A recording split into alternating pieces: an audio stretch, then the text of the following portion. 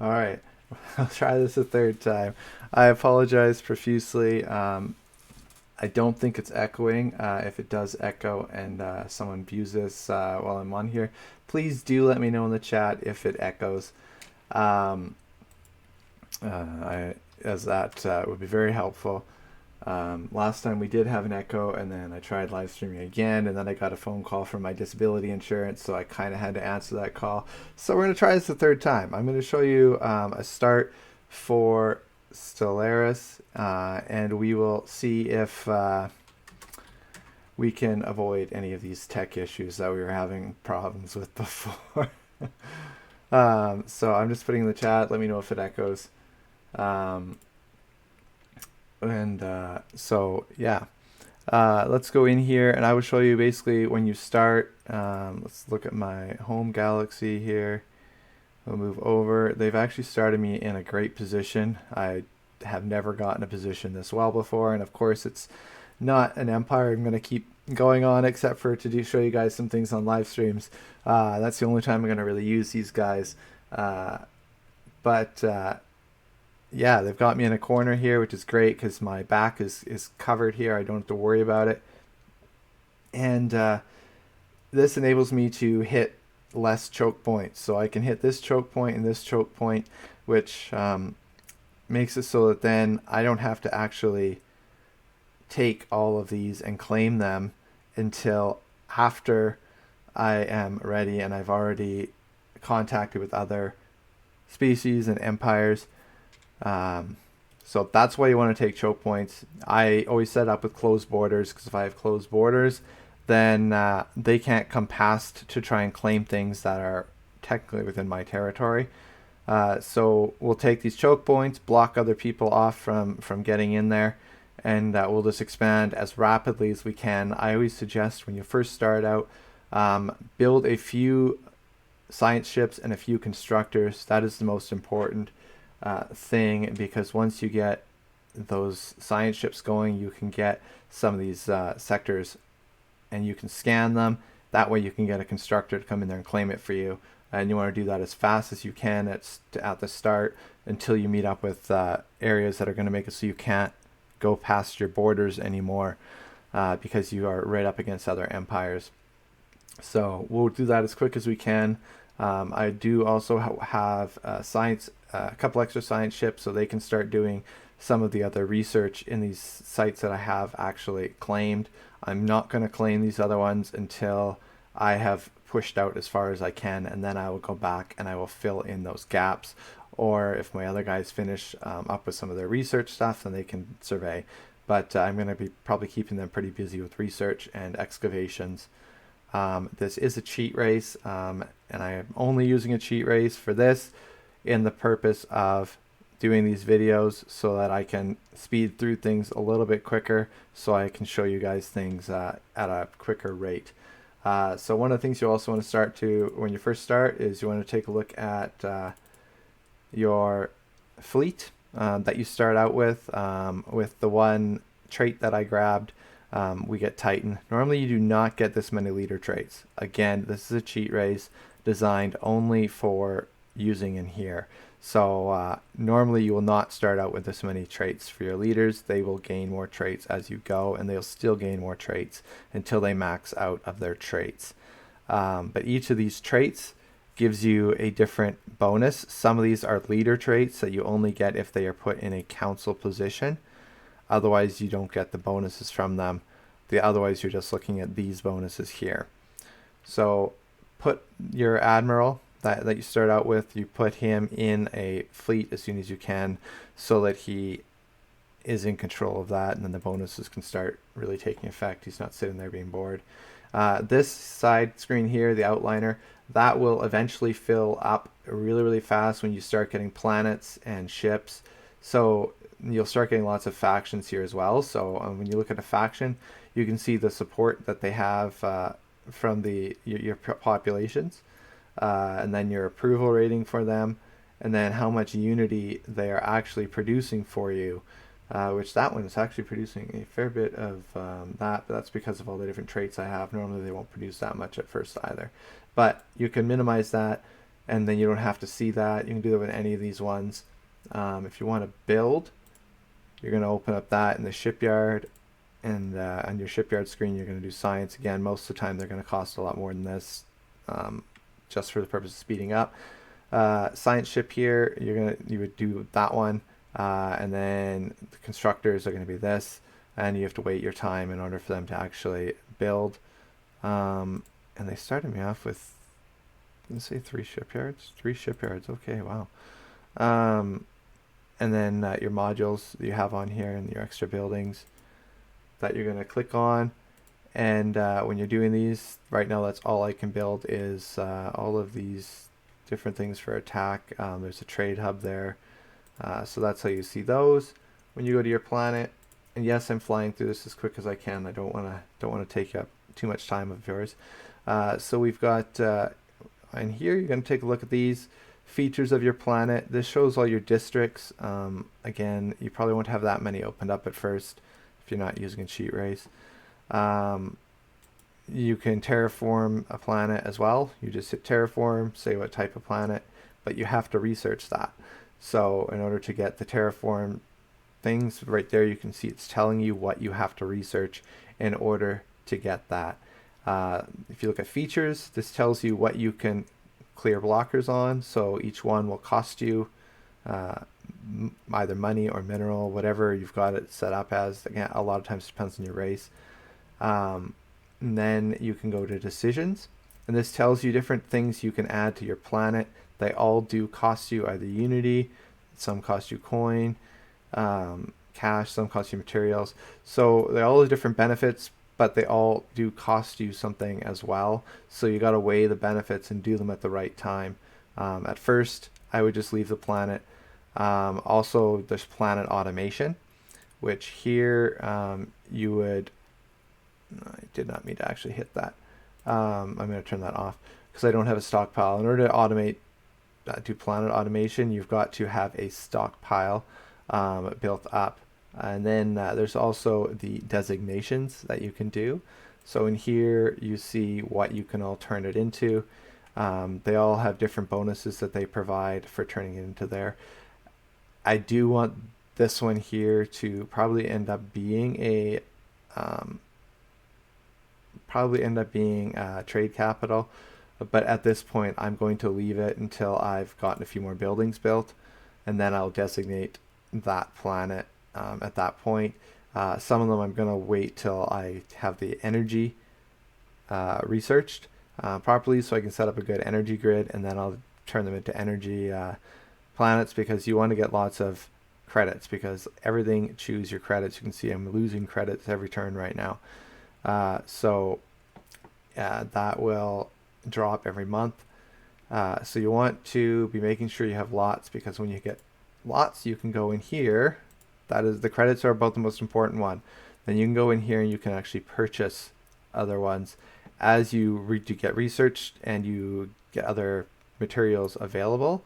Then you'll be able to buy them in here as well. Normally your market fee is going to end up being like 20 to 30%. But again, with this cheat race, that for the sake of speeding things up, we've got that market fee down at like 3%. Different tabs. There's the council position here. Normally you won't start out with this many council positions. You'll probably start with 3, and then you'll have to do one of these agendas. And one of the agendas is expand the council. So once this infinite opportunities is done, I right away jump to expand the council to unlock a council slot. Now I won't be able to really do that. There's no point in that, because I've got 6 and you can't really have more than 6. It's telling me I do have more than 6, which is weird. You can't see any other ones. You can't scroll over. So really you have 6 is supposed to be your max council positions, and even with a cheat race, obviously that's triggered something so that it is expanding the council beyond there, but you can't see beyond there. So I'm just going to keep getting this annoying message telling me I have a council position open. Another thing to look at right away, if you want to go through the tabs, you're going to see your contacts. So any species that you, an empire that you come across, will show up in here. It will tell you how favorable they are towards you. Some of them will be, if they are opposing values or traits or whatever, they will it'll affect their opinion of you, and that'll affect your ability to turn them into your one of your colonies, because if you become good enough friends with them, you can actually end up integrating them into your society. That takes a while to do that, but you can integrate them, and it really depends whether or not you want to do that.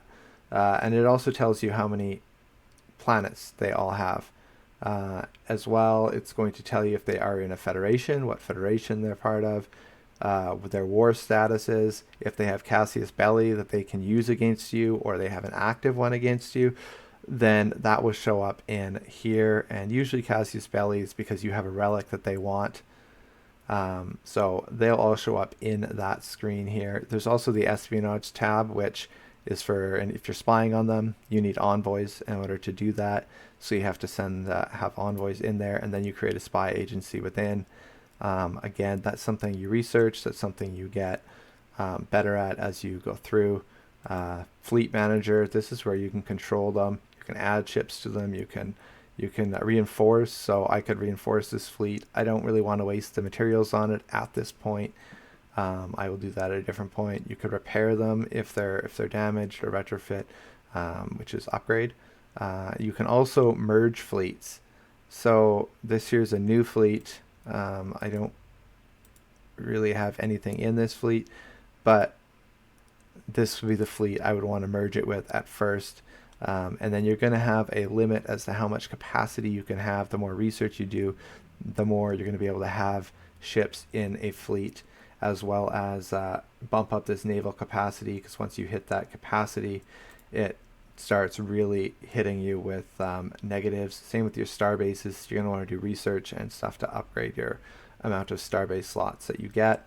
Same with your leaders are limited.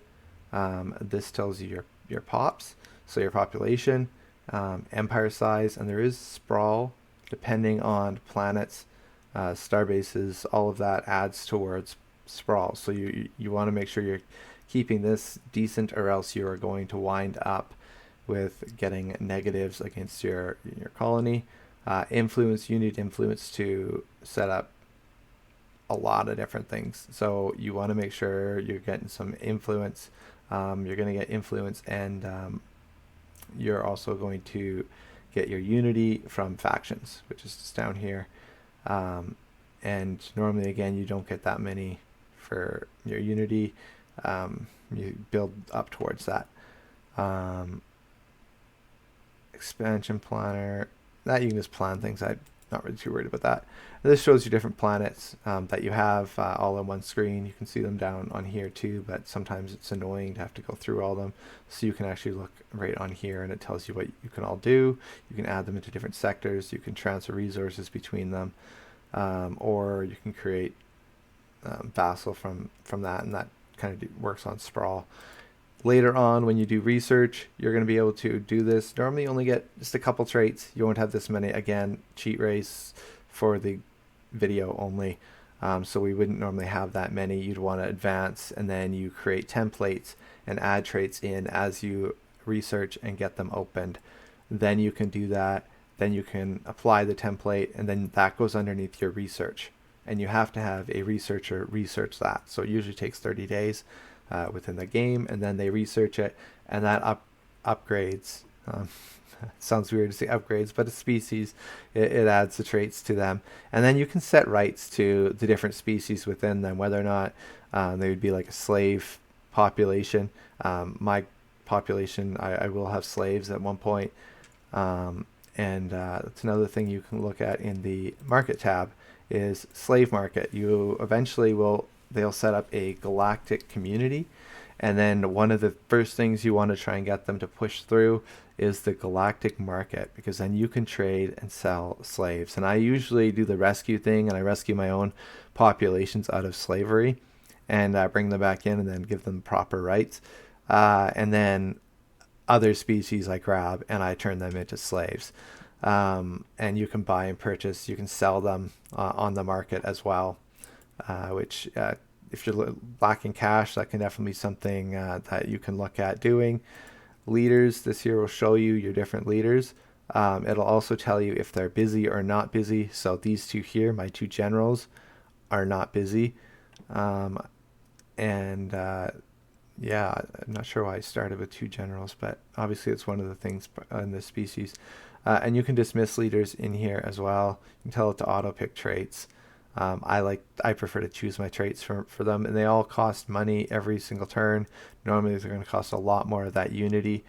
And then to hire new ones, you're also going to, if you go down, you can hire new leaders, which is here. This shows you the pool.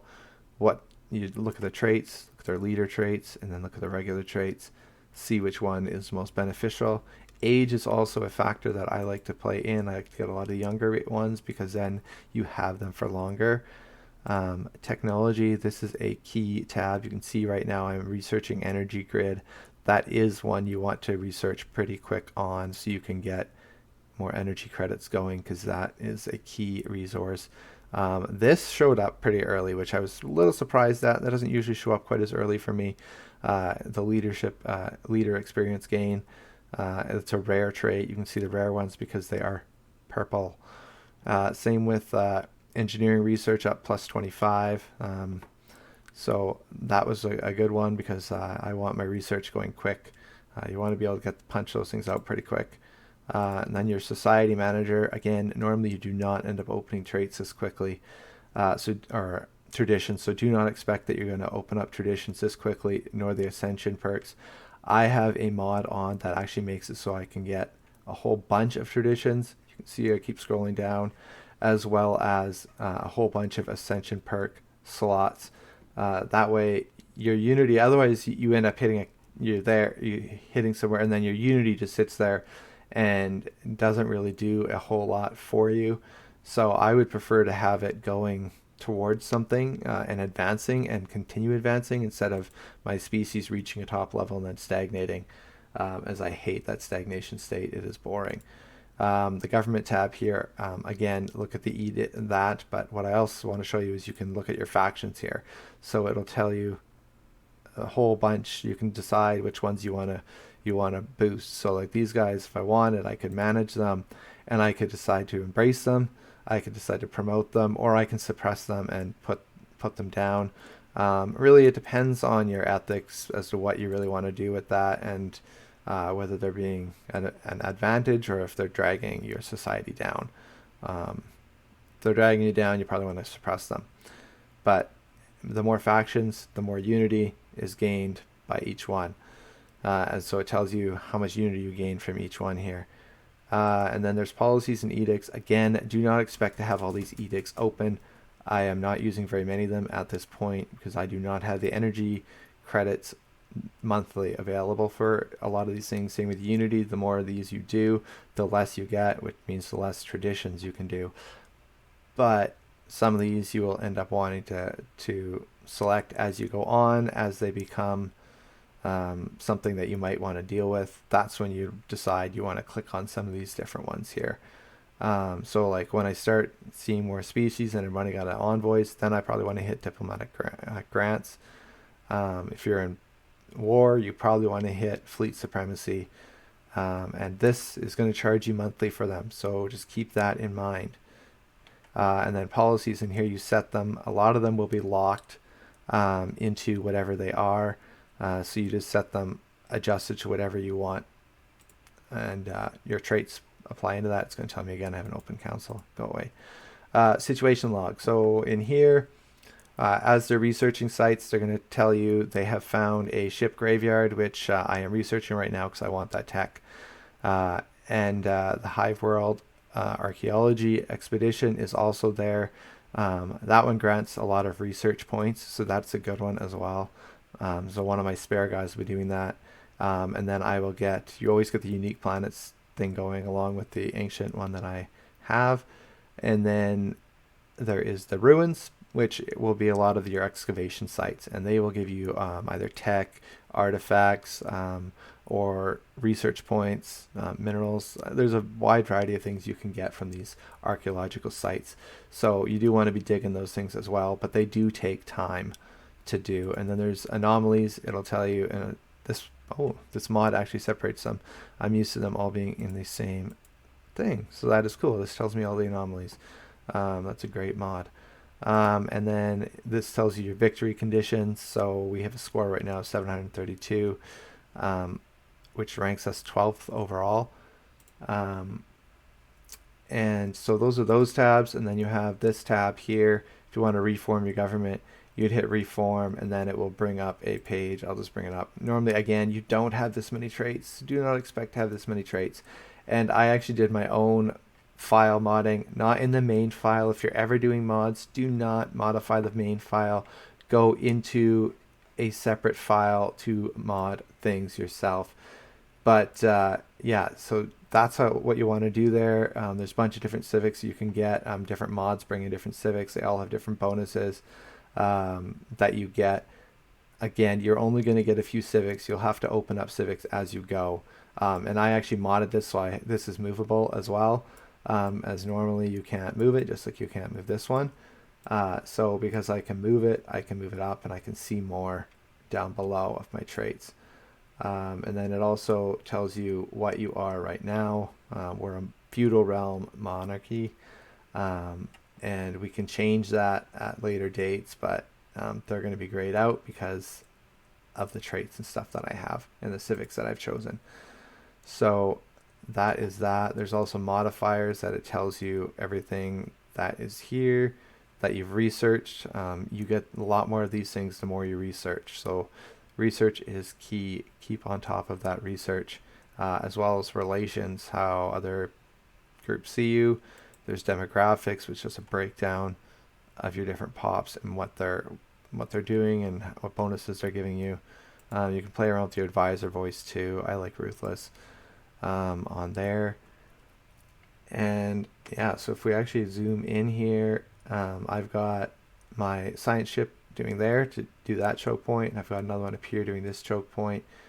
Then I have this constructor who is actually building here. This guy's doing research at this point, but he is building here. So then that'll cut these off, so I don't actually have to claim those until later. This guy, when he blocks that off, I won't have to claim that till later. Same with here. That's a choke point, so I won't have to do there, and he is going to move up to here. And then from there, we'll probably move over to here so that it cuts another choke point off. So you always want to be looking for those choke points.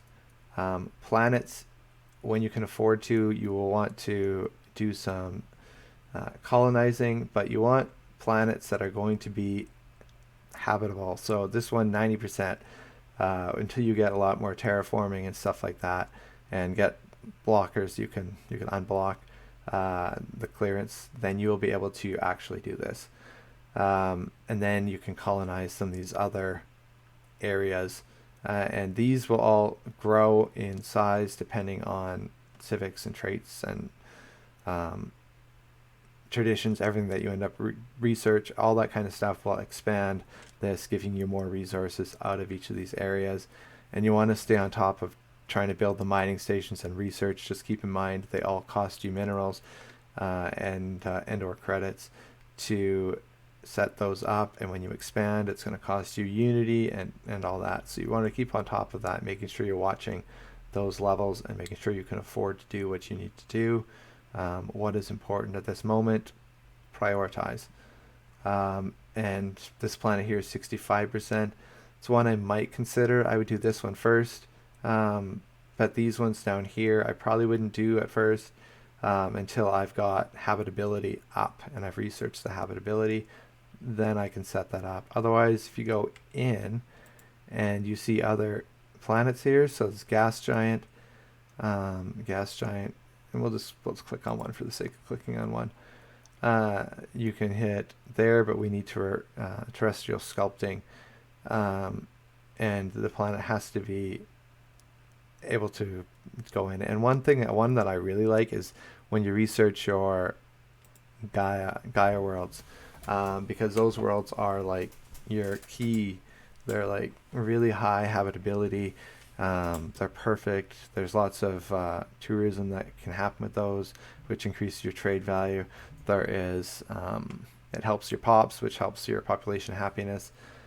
So Gaia worlds is something that if you get to terraform, that's one that you really want to be looking to terraform to, is that kind of world. And when you get to your worlds, eventually you'll be able to research penal colonies, as well as your all kinds of different ones. There's different ones you can do for happiness world that just is basically a tourist world. They call it a resort world. And then the penal colony, most of the crime will happen on that planet, and so it decreases the crime on your other planets. So those are ones you can kind of look at if you're having problems with crime, or you want more immigration, you want more tourism. Those are two that you can really look for. So that's a basic rundown of when you're starting with this. Just remember, always keep an eye on your resources, and keep an eye on your research. Those are just key factors. So thank you guys for watching. Hope you enjoyed. And yeah, we will try and do another one of this same one. I'll play around with it a bit to get it later, so we can maybe show some battle mechanics and some diplomacy mechanics. Maybe we'll do one of the galactic community as well, so you can see that. So thanks for watching. Hopefully this recording did not echo like the last one did.